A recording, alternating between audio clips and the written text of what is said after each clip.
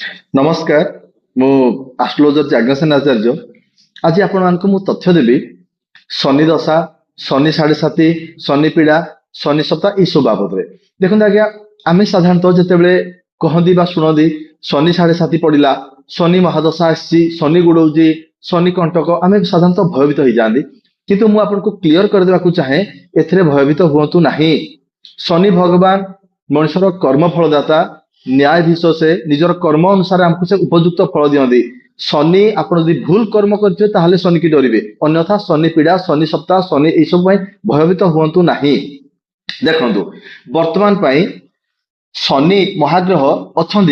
Mean राशि एटा गोटे लग्न कुंडली आज्ञा ये लग्न कुंडली ये मेष ये वृष ये मिथुन ये घर गुड़ाक सब फिक्स होता ये परिवर्तन हुए ना।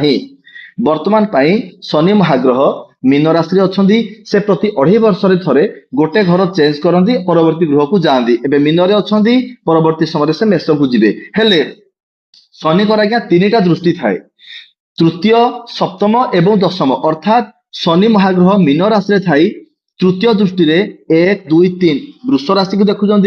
सप्तम दृष्टि 4 5 6 7 कन्या राशि को देखुं एवं दशम दृष्टि 8 9 10 धनु राशि को देखुं।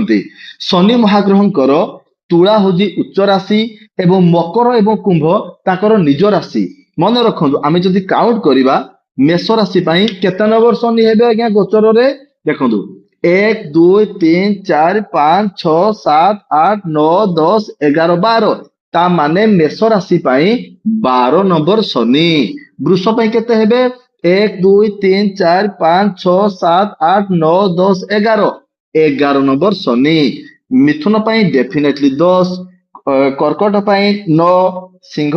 8 कन्या 7 ये तुला 6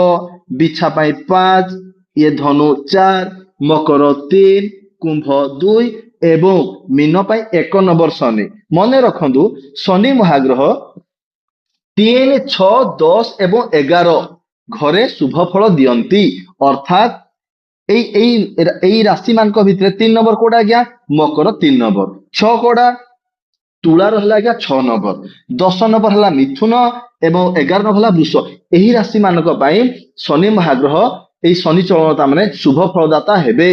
अलग राशि मान खराब फल देवे। बर्तमान कथा लगी आपन सपोज कहे मेष राशि द्वादश शनि माने आज्ञा डेफिनेटली खराब किंतु जदि सपोज आपण लग्न कुंडली एनालिसिस कला देखागला जे मेष राशि से व्यक्तिर मेष राशि होता सत्वे शनि मार्गी थे पापक्रांत हो न भल डिग्री